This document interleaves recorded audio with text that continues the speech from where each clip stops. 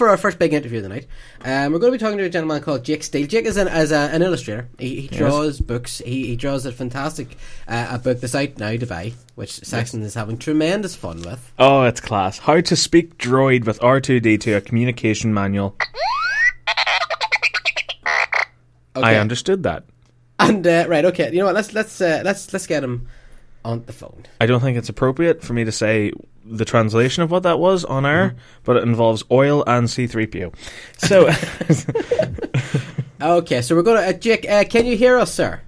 Yes, I can. Can you hear me? We can indeed. We can indeed. Thank you very much for taking the time out to come on and talk to us. My pleasure. Good evening. Thank you for having me. Not at all. Not at all. You're speaking to Marc and Saxon. Hello. Hello. How you doing? Keeping well. Can't complain. Again, they passed a law, but whatever. We're good. We're good. Listen, just before we get into it, are you a Family Guy fan at all? I am, but I haven't watched it for ages. So, like a fan, but not actually followed it for the last 2 years. But I heard there's been a death. Yes, and it's we just spoke about it. Have you seen it? You haven't seen the footage, the actual? No, not yet. No. I read about it the other day. I haven't watched a couple of seasons of Family Guy. It's one of those things that really divides people. Most of my friends that are cartoonists seem to hate it for some reason. It always really makes me laugh. I've always really enjoyed it. I'm a fan of Seth. I think he's a talented guy. Mm-hmm. But yeah, I just haven't had a chance to watch it. So yeah, it came as a bit of a shock. Yeah, it was. Do me a favour, after the show, jump onto YouTube and check it out. But be prepared; it's pretty hard hitting stuff. I was shocked by it myself now. But we were just talking about it, so I was wondering if I could get your, as a man who's an illustrator, I would like to have heard your opinion. But check it out and let us know what you think. Now, yeah. Okay, Jake, for anybody who's tuning into the show right now, we did, of course, an introduction. We were talking about your book, How to Speak Droid with R2D2. Your previous book, which I actually have, it was bought for me as a Christmas present last year. Really? How to Speak Wookiee. And do you speak Wookiee fluently now? I did try. My kids were better at it. They had a lot of fun making Chewbacca roar out of the book. Brilliant. And of course you have got an upcoming graphic novel, but we'll talk a wee bit about that. But for anybody that's listening right now, tell us a wee bit about yourself. Well, I draw stuff. That's what I do. I've been a freelance illustrator for most of my adult life. So the last kind of 20 years, it's all I've really done kind of to earn a living. So, and I've drawn, if you're freelance, that means you work for all kinds of different clients. So I'm lucky that I get to do lots of different stuff. But probably my longest running client that haven't died or collapsed is Lucasfilm. So I've been doing Star Wars art for Lucasfilm since about when did the Phantom Menace come out? Was that 97? 1999. 99, yeah. No, so from about 97, 98, I started working for Lucasfilm. And then more recently it became Star Wars books, which is nice because the adult fans, the Star Wars fans, they're great, but the books are really kind of meant for kids, which it feels proper to me. Do you know what I mean? Little kids really buzz off the books, and that's a lovely kind of feeling. Mm-hmm. Some of the adult guys really want you to be dark and do Sith stuff, whereas little kids kind of really enjoy pressing the buttons and all that kind of stuff. So I mean, I draw comics. I've illustrated a few books. You name it, I've done it. I write a little bit. And years ago somebody told me I'd never do a kid's book. I was too hip-hop or I was too gritty or there was some perceived notion. But they finally let me do 2 kids' books, so that's quite nice. You've got a very distinct style with the Star Wars books. It's a really, really nice... it's very stylish but instantly identifiable. That's very kind of you, thanks. It's kind of reminiscent of the Clone Wars, isn't it? If the Clone Wars was 2D. What, the original Clone Wars? Yeah. Yeah, that's sort of that angular kind of look. Yeah, I really liked the Genndy Tartakovsky Clone Wars. It wasn't an influence. I think I think there's only so many ways you can kind of draw cartoon Star Wars and try and make it look.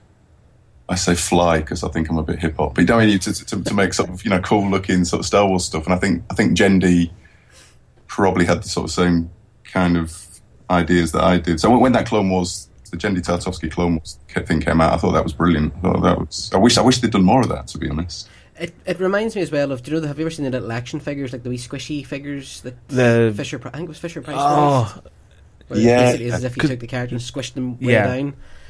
Yeah, well, I'm influenced by a lot of Japanese stuff, and that's the sort of chibi kind of thing in Japan, where you have like a super deformed sort of squashed character. Mm-hmm. You know, I went to Japan and sort of went, I kind of like that kind of stuff, and I think a lot of toys have gone that way now. So that's I like all that stuff. I think it's I don't know if the toy designers saw my stuff or if they've just sort of been influenced by Japanese stuff. I do a lot of stuff for Lucasfilm, and it just ends up in a big style guide, so a lot of people have access to it. So I'm never sure if somebody's been influenced by my style, or they're just drawing from the same kind of sources. But there's a lot of short, cute Star Wars stuff at the moment, so that's fine. Yeah, we have. There's another chap that we're very friendly with. He does be on the show from time to time as well. A gentleman called Will Sliney. And Will, I don't know if you're familiar with him. Will draws sometimes on the Clone Wars comic book that comes out. Okay, I don't think I've seen his stuff. There's a female British artist that does the Clone Wars comic. Okay. She'll have to forgive me because I've forgotten her name. I met her once, and her stuff's amazing. Mm-hmm. It's just like a really, really kinetic, sort of clean style. It looks like the CG stuff, but it's kind of cartoony. It's great. Yeah. It's stuff. That's in the Clone Wars comic. I really like her stuff. I don't know. What do you say the guy's name is? Will? It's Will Sliney. Yeah, I'll have to check his stuff out. I haven't seen that yet. He's just moved on. He's just had his first issue of Amazing or Spectacular Spider-Man or Superior Spider-Man. Yeah, it's one of Spider-Man. Which comes out this month. So I think he's moving away from Star Wars a wee bit. But we love talking to him. He talks sort of about sort of how Lucasfilm, they allow him to be artistic to a certain way, but there is certain guidelines to how the characters and stuff have to look. I take it you've come across that. Do you know what? I've been really lucky in that most of the work I've done for Lucasfilm, they've kind of got behind and approved, and I was always surprised really early on when I was kind of pushing things that it went through. But I think the details are kind of right. You know, they've got the right belts and the right guns. Mm-hmm. The spirit of it is right, but you occasionally do get a clash. When I was doing the Wookiee book. What you do is you do roughs and you do little concepts of what's going to be in the book, and you do 3 or 4 for each page, and they have a meeting and approve it. And I'd done Chewbacca playing chess. You know, is it holo chess? Chess. It's got a nerdy name like Dejuric or something, but I'm going to get Star Wars fans angry if I not remember what it's called. I can't remember. I've blanked on it. But yeah. Dejuric, something like that. Annoying nerf herders across the globe. Yeah, and there's one. There's one sort of rough that was one was Chewbacca sort of throttling a droid, one was Chewbacca throttling Jar Jar Binks, kind of almost like Simpsons style, you know, the tongue sticking out and he looks like he's being choked. And that didn't get approved. The main feedback with the Wookiee book was it couldn't look violent. Pretty much everything else went through, but it wasn't. They couldn't look too angry. Mm-hmm. Or too violent, and I was saying they pull people's arms out of the sockets, don't they? But because it was a kid's book, that was the only concern. That sometimes they looked a little bit like they were going to rip somebody's head off. But apart from that, I've touch wood. Lucasfilm have been really good. They've usually kind of let most things kind of go through. There's a thing in the new book, the R2D2 book, where Luke and R2 are vandalising an AT-AT's leg. They're kind of spray painting it, and it says General Veer's smells of Jawas, and I can't believe that actually got through. I'm really pleased it has, but it's a pretty nerdy joke. But I kind of thought they're not going to let me say General Veer's smells of Jawas. That went through. So they've given me pretty. Saxon's holding it up here in front of you. See it, all right? Looking very chuffed with himself. Yeah. I found it. He talked about it, and here it is. Now it's like the Ewoks, you know. Everybody, because my little girl, I'm just trying to get my son and daughter into Star Wars now. They're quite young, and I heard you talking about this on the last podcast I listened to. You force feeding them Star Wars. Yes, they've no choice. But she's now, Ewoks are her thing. She's called them cute teddy bears, and everybody forgets that the Ewoks were going to eat Han and Luke. They were going to cook them and eat them. There's nothing cute about that. How do you feel about the Ewoks? What's your viewpoint? I don't know. I part of me likes them, but part of me kind of I wish they looked fiercer. I don't like that they look like little teddy bears. Part of me hates the fact that, like, you know, they can destroy AT-ATs and, you know, they can like completely take on and defeat the Empire. Yeah, just with like, you know, like their wooden traps and stuff. doesn't make the Empire look good, does it? When they're getting beaten up by kind of slingshots and gliders. It doesn't make the rebels look good because they've been trying to do that for years. And so all these mini Chewbacca's come in, all these little like Ewoks come in and just save the day.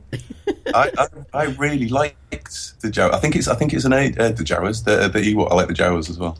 I think it's an age thing. I saw Return of the Jedi when I was still a kid at the cinema, and I remember in the school everyone just raving. There was loads of things to rave about in Return of the Jedi, but I don't remember anyone not liking the Ewoks. I think we were just young enough that we thought they were really cool. And when one died, we thought it was sad, and we thought it was great when they smashed the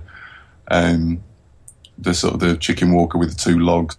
I just remember everybody talking about the Ewoks. Yeah. And I had some cartoon Ewok transfers that Letraset did, where they were really cute, like super teddy bear kind of looking. Your daughter's going to love them. So I've still kind of got love for the Ewoks. It's not very fashionable to say that. A lot of people hate on the Ewoks. I just got in at the right age where I didn't realise they were basically merchandise teddy bears for girls.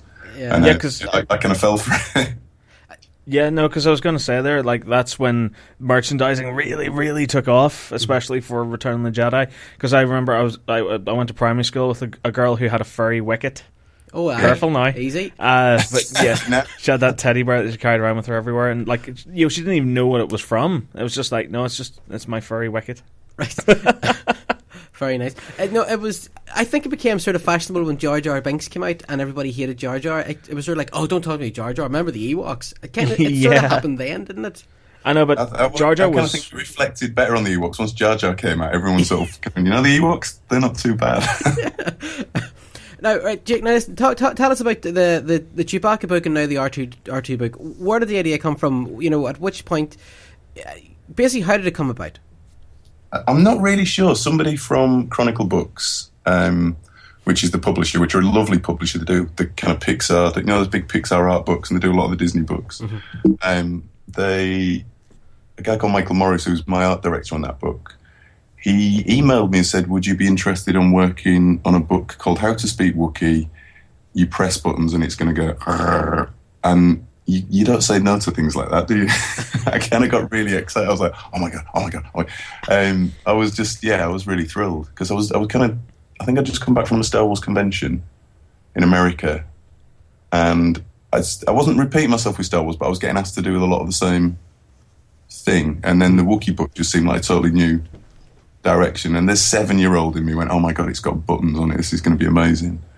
So yeah, I think they might have had somebody else trying out for it, and they couldn't quite get it right. And the brief was it needs to appeal to 8-year-olds and a hipster in Urban Outfitters. And for some reason, they thought I could do both audiences at the same time. That's what I'm told. Okay. So yeah, it was that concept. They asked me to draw one test page, and then they sort of greenlit the whole thing. And yeah, and they had kind of loose ideas. Sometimes it would just say Wookiee scenario or Wookiee scenario, and then occasionally it would say sort of Wookiees in a mall and a mall, or Wookiee. They kind of had about 4 scenarios and let me make some other ones up. So yeah, it was a really fun project to do. And then apparently that did really well. And then they came back and said, do you want to do an R2D2 one? And of course I nodded and said yes.